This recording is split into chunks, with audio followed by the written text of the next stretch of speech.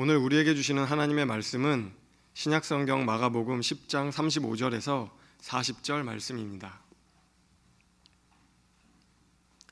이제 제가 하나님의 말씀을 봉독합니다. 세베대 아들 야고보와 요한이 주께 나와 여짜오되 선생님이여 무엇이든지 우리가 구하는 바를 우리에게 하여 주시기를 원하옵나이다.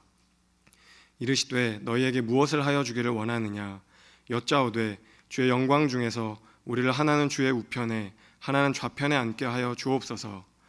예수께서 이르시되 너희는 너희가 구하는 것을 알지 못하는도다. 내가 마시는 잔을 너희가 마실 수 있으며 내가 받는 세례를 너희가 받을 수 있느냐. 그들이 말하되 할 수 있나이다. 예수께서 이르시되 너희는 내가 마시는 잔을 마시며 내가 받는 세례를 받으려니와 내 좌우편에 앉는 것은 내가 줄 것이 아니라 누구를 위하여 준비되었든지 그들이 얻을 것이니라. 아멘. 교회 분립을 앞두고 있는 우리 모두는 이제 2달 후면 두 곳으로 나뉘어서 예배를 드리게 됩니다. 이미 교회를 이제 결정하신 분들도 계시고 또 아직 결정하지 않은 분들도 계시는 거로 알고 있는데 아마 마음에는 어느 정도 이제 어디 가서 예배를 드려야 되겠다 하는 것을 이제 다 갖고 계시리라 여겨집니다. 덕서교회와 그리고 높은 뜻 정의교회, 우리가 어디를 가든 또 우리의 선택이 어느 교회에 있든지 오늘은 우리가 말씀을 통해서 우리의 선택의 의미와 그리고 또 서로를 향한 마음가짐이 어때야 되는가 하는 것을 짧은 시간이지만 같이 생각을 해 보려고 합니다. 예수님의 제자 중에 형제들이 있습니다. 야고보와 요한이 한 형제였고 또 베드로와 안드레가 형제였습니다. 이렇게 형제지간의 제자들이 두 가정이 있는데 오늘은 그 야고보와 요한의 얘기를 해보려고 합니다. 야고보와 요한은 아버지가 세베대라고 하는 사람이어서 흔히 복음서에 세베대의 아들들이라고 명령하여 이제 이름하게 되는데 세베대는 아버지이고 그 어머니의 이름은 살로메라고 합니다. 이 살로메는 복음서에 많이 나오는 여인인데 요한복음 한쪽 구석에, 그러니까 요한복음 19장 25절에 보면은 이 살로메가 예수님의 이모다라고 하는 게 살짝 나옵니다.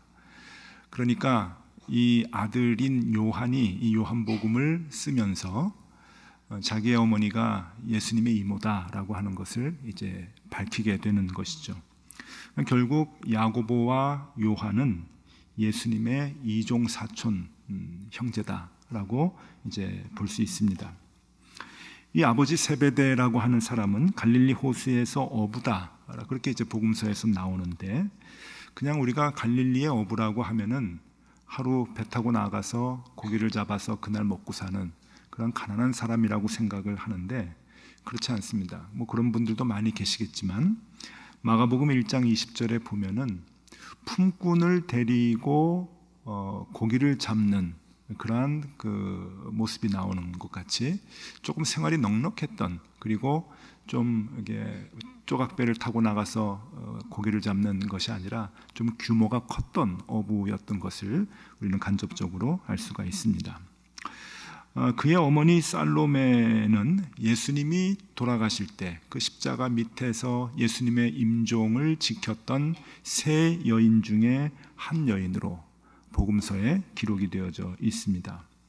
살로메는 예수님의 이모이기에 앞서서 예수님을 믿고 따랐던 여인이었고 그 당시 예수님을 쫓았다고 하는 것은 굉장한 큰 위험 부담이 있었던 시기였는데 그럼에도 불구하고 자신뿐만이 아니라 자기의 아들 둘을 예수님에 맡겼을 만큼 믿음도 있었고 또 담력도 있었던 그러한 여인이라고 볼 수가 있습니다.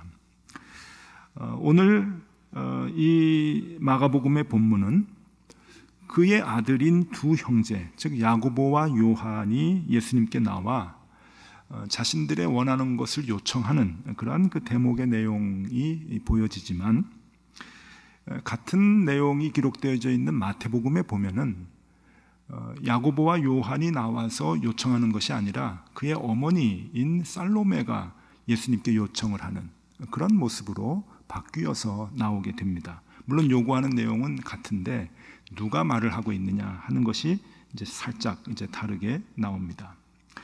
마태복음 20장에 보면은 이 어머니가 두 아들을 좀 좋은 자리에 앉혀달라라고 이렇게 요청하는 것으로, 청탁을 하는 것으로 비춰지고 있는데, 우리가 그냥 가볍게 보면은 어머니의 치맛바람이라고 볼 수도 있겠지만, 조금 깊이 그 내용을 들여다보면은 이 어머니가 하나님의 나라의 두 아들이 중요하게 쓰임받기를 원하는 그러한 깊은 마음이 있었던 것을 알 수가 있습니다. 마태복음 20장 20절과 21절의 말씀을 제가 읽어드립니다. 그때 세베대의 아들의 어머니가 그 아들들을 데리고 예수께 나와 절하며 무엇을 구하니, 예수께서 이르시되 무엇을 원하느냐. 이르시되 나의 이 두 아들을 주의 나라에서 하나는 주의 우편에 하나는 주의 좌편에 앉게 명하소서. 힘들고 어려웠던 그 시절에 이제 곧 예수님이 유대인의 왕이 된다고 한다면 태평성대가 이루어지는 것이 아니라 한바탕 큰 소동이 있을 것을 이제 누구나 다 예상하고 있는 그 시대에 주님의 나라에 내 아들들을 써주십시오라고 하는 것은 그렇게 쉬운 부탁은 아니었을 것입니다. 그냥 당신이 왕이 되면 내 아들 둘이 있는데 하나는 우의정, 하나는 좌의정 앉혀주십시오, 그런 내용하고는 사뭇 다른 아주 비장한 요청이라고 볼 수가 있습니다. 여기에 대해서 이제 마가복음은 어머니는 빠지고 이제 두 아들이 야고보와 요한이 나와서 예수님께 같은 요구를 했다라고 이제 얘기를 하는데, 어쨌든 누가 요청을 했든 예수님의 대답은 같습니다. 나의 좌우편에 앉는 것이 무슨 의미인지 너희들이 아느냐라고 예수님이 되묻게 되는 것이죠. 오늘 본문 마가복음 10장 38절의 말씀을 다시 읽어드립니다. 예수께서 이르시되 너희는 너희가 구하는 것을 알지 못하는도다. 내가 마시는 잔을 너희가 마실 수 있으며 내가 받는 세례를 너희가 받을 수 있겠느냐. 예수님이 다시 반문하시죠.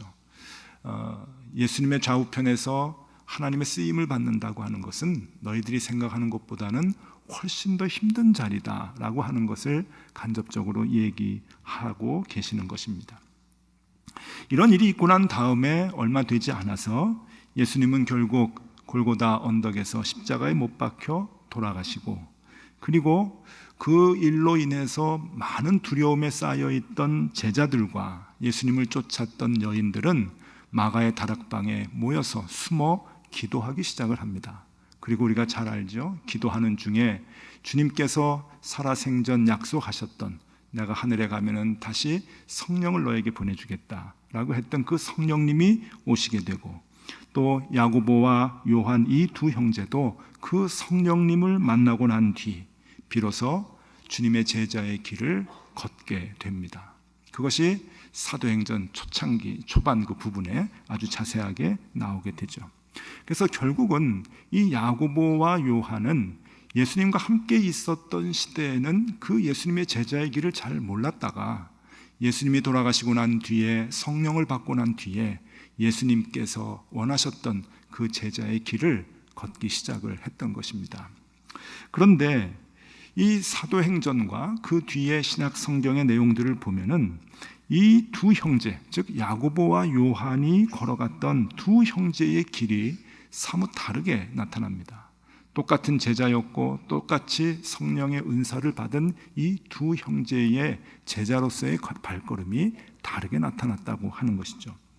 짧게 좀 설명을 해드리면, 첫 번째로 우리 야고보입니다. 형이죠. 이 야고보 형은 초대 교회를 이끌어가는 지도자가 됩니다. 그러니까 예루살렘 교회의 초대 지도자가 되는 것이죠. 베드로와 함께 그 많은 교인들을 이끌고 나가는 지도자가 되는데, 아마도 예수님의 제자였다라고 하는 것과 예수님과 이종사촌지간이라고 하는 것이 그때의 다른 사도들과 많은 교인들에게 신뢰를 주었던 것 같습니다.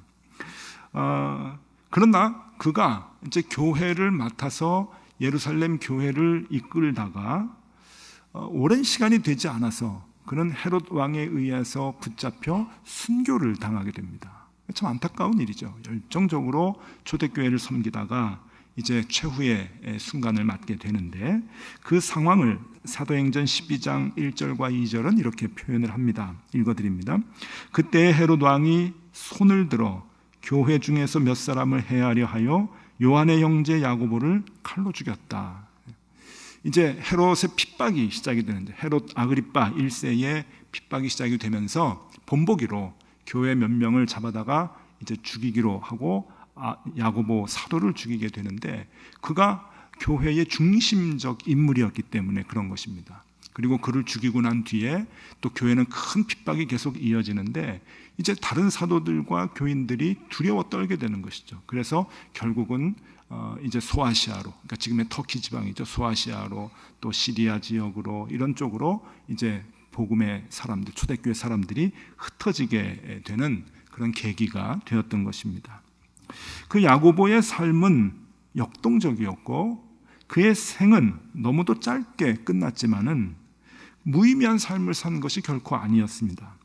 모든 성도들에게 그는 힘을 주었고 또 교회에 영향력을 끼치는 아주 굵은 삶을 살게 되었던 것입니다. 그 야고보로 인하여 복음이 이방으로 전해지게 되는 물꼬가 튀어지게 됐다고 하는 것이죠. 굉장히 큰 사건이었습니다.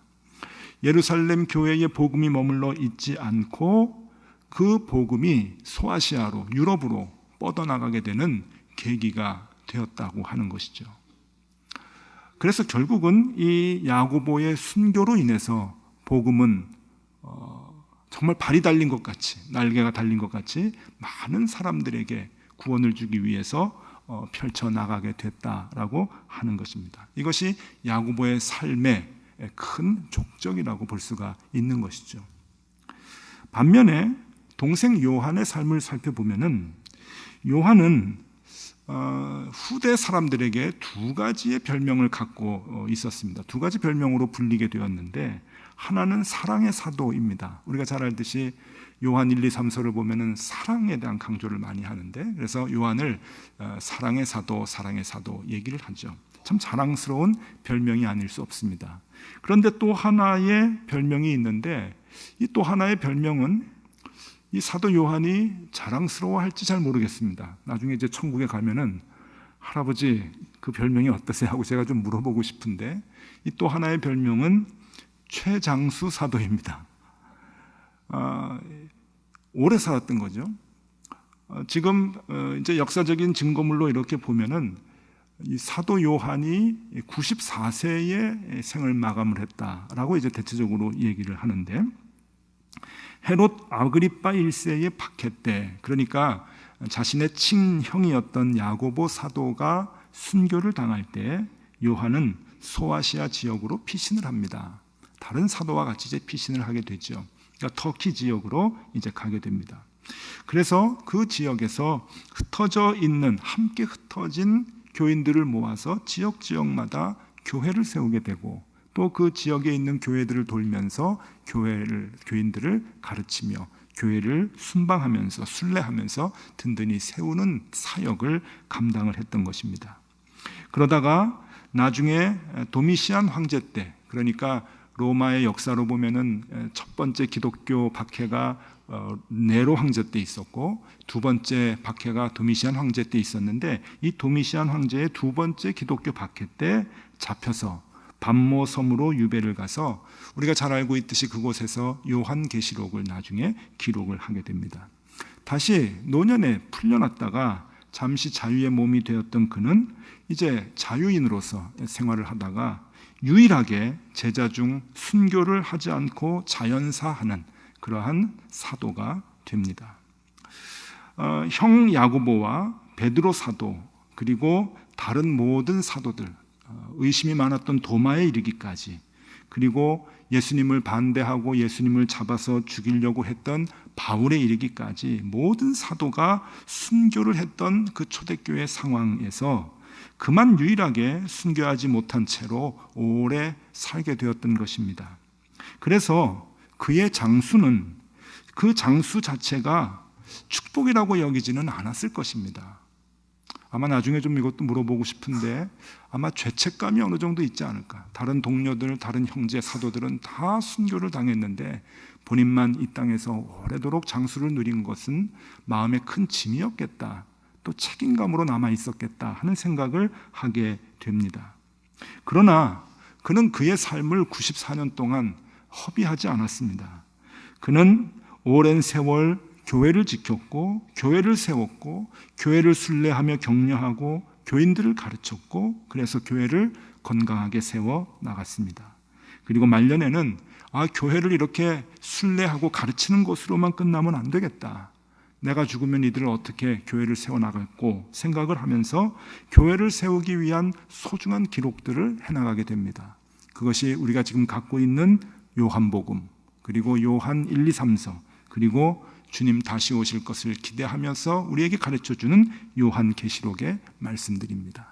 그러니까 참으로 귀한 말씀을 써서 오늘까지 우리를 가르치고 있는 것입니다. 그는 교회를 건강하게 세우기 위해 끊임없이 사랑을 강조했죠.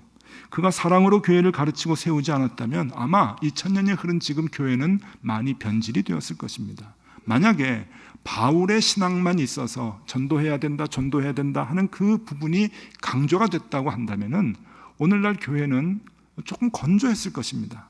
그리고 선교에 힘쓰지 않으면 다 주님의 제자가 아닌 것 같이 그렇게 생활을 할 수밖에 없었을 텐데, 그 선교도 모든 교회의 기초는 그리스도의 사랑으로, 그리스도의 용서로, 우리가 그 사랑을 기초로 해서 교회를 세워나가야 된다고 하는 그 요한의 가르침이 있기 때문에 우리는 이 교회의 본질을 놓치지 않고 2000년 동안 지금까지 갖고 있는 것이고, 교회는 그 정신으로 든든하게 지금까지 이어져 왔던 것입니다.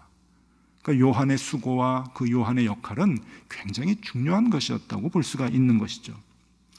요한 1서 4장 7절 8절의 말씀을 읽어드립니다. 아마 잘 아시는 내용의 말씀일 텐데, 사랑하는 자들아 우리가 서로 사랑하자. 사랑은 하나님께 속한 것이니 사랑하는 자마다 하나님으로부터 나서 하나님을 알고, 사랑하지 아니하는 자는 하나님을 알지 못하나니 이는 하나님은 사랑이시니라. 하나님을 아는 사람은 사랑할 수밖에 없다라고 하는 내용이지요. 또 요한일서 4장 11절 12절의 말씀도 있습니다. 사랑하는 자들아 하나님이 이같이 우리를 사랑하셨은즉 우리도 서로 사랑하는 것이 마땅하도다. 어느 때나 하나님을 본 사람이 없으되 만일 우리가 서로 사랑하면 하나님이 우리 안에 거하시고 그의 사랑이 우리 안에 온전히 이루어지느니라. 너희가 교회를 세우느냐? 너희가 교회의 공동체 일원이 되느냐? 너희 안에 사랑이 없으면 그 교회는 아무것도 아니다. 교회가 아니다 라고 하는 내용을 계속 가르쳐주고 있는 것입니다. 이렇게 요한은 그 역할을 충실히 이 땅에서 감당을 했던 사도였습니다. 제자의 길이라고 하는 것, 예수 그리스도의 제자의 길이라고 하는 것은 한 가지 전형적인 형태로 나타나지 않습니다. 야고보 사도처럼 선교의 현장에서 격동적인 삶을 살기도 하지만, 사도 요한처럼 교회 안에서 사람을 세우고 교회의 조직을 사랑으로 견고히 세우는 역할도 감당해야 합니다. 그런데 여기에서 우리는 중요한 질문을 던질 수 있습니다. 그럼 어떤 길이 더 하나님이 좋아하시는 길일까? 어떤 길로 가는 것이 더 주님의 제자가 가야 하는 올바른 길이 되는 것일까? 눈치를 채셨겠지만 정답은 둘 다입니다. 둘 다. 둘 다 하나님의 원하시는 길이요, 둘 다 제자들이면 가야만 하는 길인 것입니다. 두 개를 다 갈 필요는 없습니다. 선택해서 가면 되는 것입니다. 형 야고보는 복음을 위한 큰 희생을 선택한 사람이었지요. 반면에 동생 요한은 지키고 남아있기를 선택했던 사람이었습니다.